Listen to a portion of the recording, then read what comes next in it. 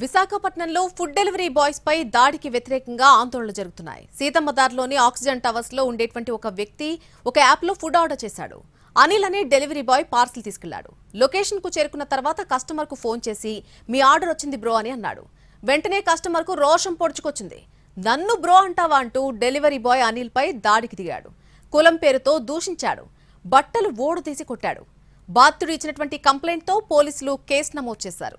CC footage పరిశీలించిన పోలీసులు SC ST atrocity కేసుతో పాటు మరికొన్ని సెక్షన్ల కింద కేసు నమోదు చేసి దర్యాప్తు చేపట్టారు. మనస్తాపానికి గురైన అనిల్ ఆత్మహత్యాయత్నం చేసినట్టుగా తెలుస్తోంది. వెంటనే కుటుంబ సభ్యులు గమనించి హాస్పిటల్లో చేర్చగా ప్రమాదం నుంచి బయటపడినట్టుగా సమాచారం. హాస్పిటల్ నుంచి డిశ్చార్జ్ కూడా అయినట్టుగా తెలుస్తోంది.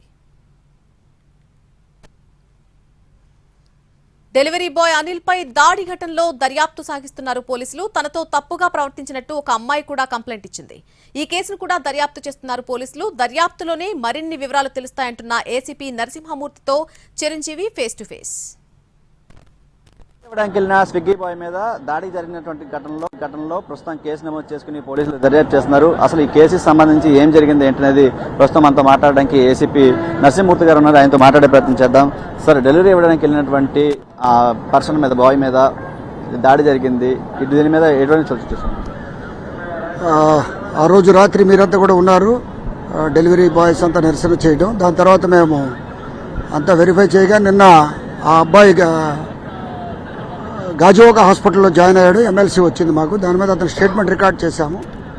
ఆయన తను కొట్టినట్టు, తన కులము బట్టి కొట్టినట్టు కూడా చెప్పాడు ఆయన. దాని ద్వారా మేము కేసు రిజిస్టర్ చేసి దర్యాప్తు చేస్తున్నాం. అలాగే మా అవతల అమ్మాయి కూడా మొలస్టేషన్ చేసినట్టు ఒక రిపోర్ట్ ఇచ్చారు. అది కూడా దర్యాప్తు చేస్తున్నాము. 2 కేసులు నమోదు చేసి దర్యాప్తు చేస్తున్నాం. అంటే మొదట కూడా ఈ విషయంలో ఎవరైతే డెలివరీ బాయ్ చనిపోయారని చెప్పి వార్తలు వచ్చాయి. తర్వాత పెద్ద ఎత్తున ఆ డెలివరీ బాయ్స్ అంతా కూడా వచ్చి ఆందోళన చేయడం జరిగింది.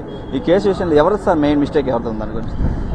ఈ కేసు అదే దర్యాప్తు. ఇప్పుడు నిన్న సాయంత్రం కేసులు రిజిస్టర్ చేశాము, దర్యాప్తు చేస్తున్నాము.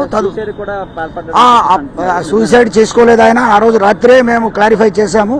ఆయనతోటి వాళ్ళ ఫాదర్తో కూడా మాట్లాడాము. అందరికీ చెప్పాము. మీతో కూడా మాట్లాడారు ఆ రోజు. అప్పుడు క్లోజ్ అయింది అది. కాబట్టి నిన్న ఆయన హాస్పిటల్ అడ్మిట్ అయిన కొట్టారని ఒక ఎమ్మెల్సీ అడ్మిషన్ ఇచ్చారు. కాగ్నిజబుల్ అఫెన్స్ ఆయన ఇచ్చారు.